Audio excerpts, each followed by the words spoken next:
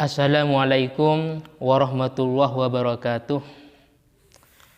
Pada kesempatan ini saya akan melanjutkan dan meneruskan tentang materi fikih pada semester kedua, yaitu di halaman 54 di buku panduannya. Buka halaman 54-55 tentang pengertian dan dasar hukum zakat dan juga macam-macam zakat. Pertama, pengertian dan dasar hukum zakat. Zakat itu secara bahasa adalah tumbuh, bersih, berkembang. Jadi yang penting tumbuh, bersih, berkembang itu namanya zakat, tapi secara bahasa atau istilah lain lughatan. Sedangkan zakat secara pandangan ulama fikih atau syara yaitu menyerahkan sebuah harta kepada orang yang berhak ketika sudah memenuhi syarat. Entah itu zakatul mal, zakat fitrah. Saya ulangi lagi, zakat secara syara atau zakat secara pandangan ulama fikih yaitu menyerahkan sebuah harta kepada orang yang berhak menerima zakat, entah itu fakir, miskin, amil, sabilillah, umpamanya nanti ada di belakang tentang nama-nama atau jumlah mustahikin, orang yang berhak menerima zakat. Itu pun setelah terpenuhi beberapa syarat wajibnya zakat. Adapun dasarnya, jadi zakat itu hukumnya wajib dengan dasar di dalam Al-Quran surah At-Taubah. Bismillahirrahmanirrahim. Khudh min amwalihim shadaqatan tutahhiruhum wa tuzakkihim biha wa sholli alaihim wa tuzakkihim biha wa sholli alaihim inna sholataka sakanun lahum wallahu sami'un alim. Khud, ambillah min amwalim, dari harta mereka, orang-orang yang sudah mampu, orang-orang yang sudah kaya, shadaqatan, sebuah sedekah. Nah, sedekah di sini yang maksud zakat. Jadi bukan cuma sekedar sedekah sunnah tapi zakat. Ambillah dari harta mereka atas nama zakat yang menyebabkan tutahhiruhum. Sedekah atau zakat itu menyebabkan mensucikan mereka, orang-orang yang punya harta tadi, wa tuzakkihim, dan juga bisa membersihkan hatinya atau jiwanya. Itu dasar yang pertama di dalam Al-Quran. Yang kedua, dasar yang kedua dalam hadis, bahwasanya Islam itu didirikan dalam 5 pondasi. Bunyal Islam ala khamsin. Yang pertama, syahadati an la ilaha illallah wa anna muhammadan abduhu wa rasuluh, yaitu mengucapkan 2 kalimat syahadah, menyaksikan bahwasanya tiada Tuhan yang wajib disembah hanya Allah Ta'ala, hanya Allah Subhanahu wa Ta'ala. Yang kedua, menyaksikan bahwasanya Nabi Muhammad itu sebagai hambanya Allah Ta'ala dan juga menjadi rasulnya. Itu pondasi yang pertama. Pondasi yang kedua yaitu iqamis shalah, yaitu melaksanakan sholat, mendirikan sholat. Yang ketiga baru ini wa ita zakah, menunaikan zakat. Yang keempat wa hajjil baitih, yaitu melaksanakan ibadah haji bagi orang yang sudah mampu. Dan yang kelima wa shaumi Ramadan, yaitu melaksanakan puasa di bulan Ramadan. Hadis lain ini dibalik, yang keempat yaitu puasa Ramadan, sedangkan yang kelima ibadah haji. Itu sekilas tentang masalah pengertian zakat dan juga dasar hukum zakat. Sekarang tentang masalah zakat itu ada 2 macam. Nah, pertama ada zakatul mal atau zakat harta. Yang kedua ada zakat fitrah atau zakatul fitrih. Biasanya di bulan Idul Fitri kita zakat fitrah. Yang pertama zakatul mal atau zakat harta. Ini meliputi yang pertama al-hawashi atau binatang piaraan yang berkaki 4. Meliputi pertama yaitu sapi, kerbau, unta, dan kambing. Jadi 4 hewan ini, hewan yang berkaki 4 cuma unta, sapi, kerbau, dan kambing. Adapun yang lain tidak wajib. Jadi dari salah satu hewan ini kalau sudah memenuhi persyaratan, nanti ada di belakang sekilas, maka wajib zakat. Yang kedua, benda-benda berharga yang dimaksud adalah emas dan perak. Jadi emas dan perak ketika sudah memenuhi persyaratan maka wajib zakat. Persyaratannya nanti ada di belakang sekilas. Selanjutnya yang ketiga yaitu tanaman-tanaman yang dimaksud dalam masalah tanaman yaitu beras, jagung dan juga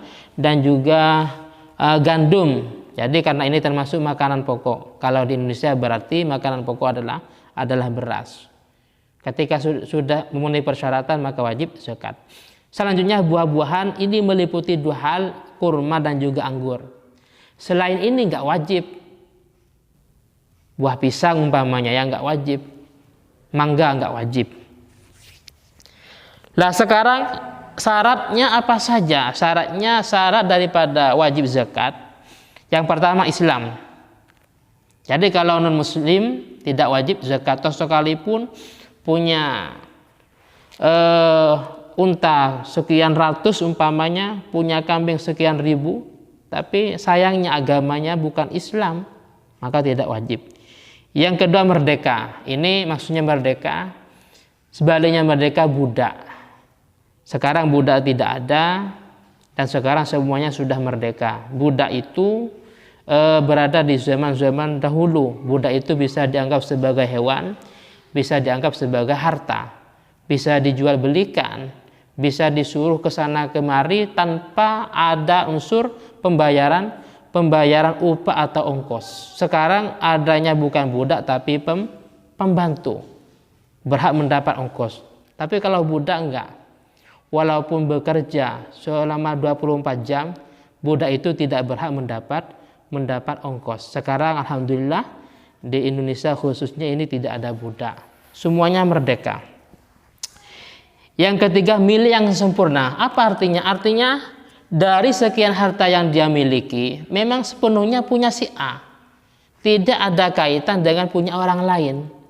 Bedaannya umpamanya kambing punya sekian, tapi separuhnya punya orang lain, maka itu tidak wajib zakat. Yang selanjutnya mencapai 1 nisab. Ini cuma sekilas, lebih jelasnya nanti ada di belakang. Jadi dari harta-harta yang di atas itu ada nisabnya masing-masing. Contohnya kambing, sapi, unta. Jadi kalau sudah mempunyai sekian berapa nisabnya, kalau sudah mempunyai 10 berapa umpamanya.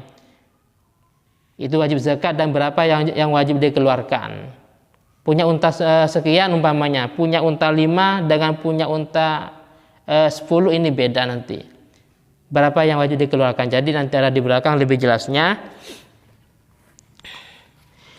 Nah sekarang ini ada tadi syarat secara umum, sekarang syarat secara pribadi atau khusus. Haul itu maksudnya 1 nisab. Jadi dari penjelasan di atas yang meliputi binatang ternak, emas, perak, itu bisa wajib zakat pertama kalau memang dia sudah nyampai 1 nisab sebagaimana tadi. Yang kedua bukan cuma 1 nisab akan tetapi yaitu sudah nyampai satu tahun, atau bahasa lainnya haul. Haul itu maksudnya sampai 1 tahun. Ini saya cuma sekilas penjelasan, nanti lebih lengkapnya di halaman berikutnya. Terus selanjutnya masalah tanaman. Jadi tanaman itu wajib untuk dikeluarkan zakat dengan catatan kalau memang dia ditanam oleh manusia. Bedanya nanti kalau memang hasil tanaman ini dengan sebab dibawa banjir. Jadi ada banjir membawa sebuah tanaman dan akhirnya tanaman ini tumbuh di sebuah tanah dan sampai 1 nisab, maka tidak wajib zakat. Kenapa? Karena ini bukan hasil tanaman manusia, tapi dengan sebab dibawa banjir. Untuk zakat yang kedua itu namanya zakat fitrah. Zakat fitrah ini tiap tahun kalau kita mampu, biasanya pada waktu Idul Fitri, yaitu sebuah zakat yang dikeluarkan sesuai berpuasa bulan Ramadan bagi setiap orang Islam maupun yang menjadi tanggungannya. Jadi selain daripada sendiri kalau dia punya istri, maka dia wajib untuk mengeluarkan zakat fitrah atas istrinya. Begitu juga kalau dia punya anak umpamanya. Makanya kalau satu kakak itu dia ada 3, si Ahmad, istrinya, anaknya, maka dia wajib untuk zakat atas istrinya, atas anaknya, dan juga atas dia pribadi. Sehingga niatnya, nawaitu an ukhrija zakatal fitri an nafsi wa zaujati wa waladi fardhon lillahi ta'ala. Niat saya zakat untuk saya pribadi, untuk istri, dan juga untuk anakku, fardhon lillahi ta'ala.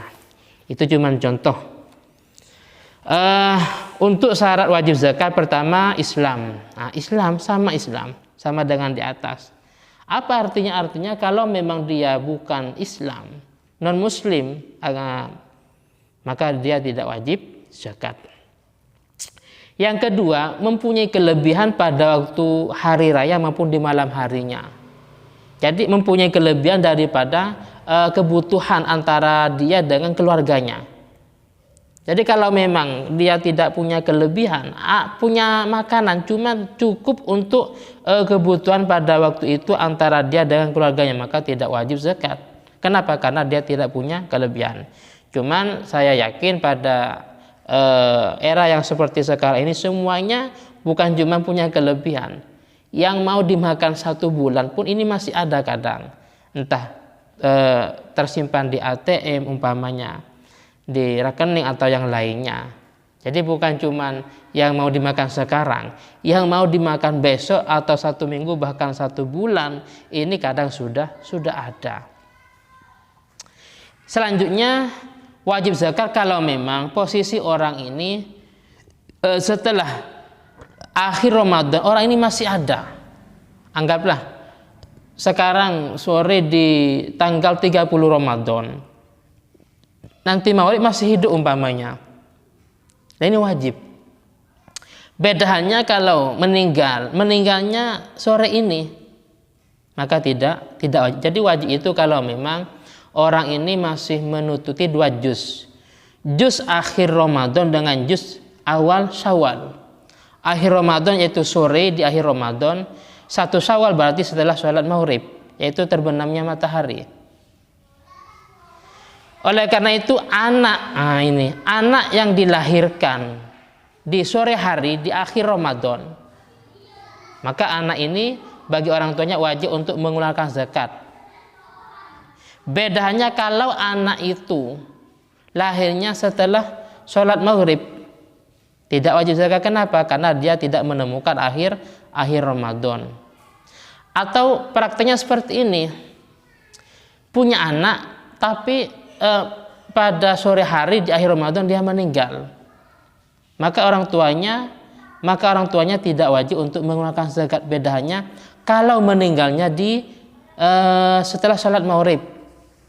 Jadi syarat zakat itu menemukan di akhir Ramadan dengan di awal Syawal. Terus dalam mazhab Syafi'i yang wajib untuk dikeluarkan zakatnya itu adalah berbentuk makanan pokok. Saya ulangi lagi, berbentuk makanan pokok. Sehingga kalau berbentuk uang, dalam mazhab Syafi'i itu tidak sah. Sah kalau kita mengikuti mazhab Hanafi, akan tetapi ukurannya atau jumlahnya harus lebih banyak. Jadi contohnya kalau diuangkan maksimal dalam mazhab Syafi'i, karena dalam mazhab Syafi'i beras itu yang wajib untuk dizakati cuman 1 sok atau 2,7 gram, maksimalnya 3 gram, 3 kilogram maksudnya 3 kilogram. Jadi kalau diuangkan maksimal 40.000. Sedangkan dalam mazhab Hanafi kalau diuangkan ini ukuran pada anggur atau kurma maksudnya, maka harganya di atas 100.000. Jadi kalau kita mau zakat fitrah pakai uang harus mengikuti mazhab Hanafi, otomatis lebih daripada 100.000. Nah, mungkin sementara ini yang bisa saya jelaskan. Saya ulangi lagi, ini cuma sekilas, artinya saya tidak menjelaskan secara perinci. Contohnya tadi masalah nisabnya berapa, terus masalah haul itu bagaimana, itu cuma sekilas. Lebih jelasnya insya Allah di pertemuan yang mendatang.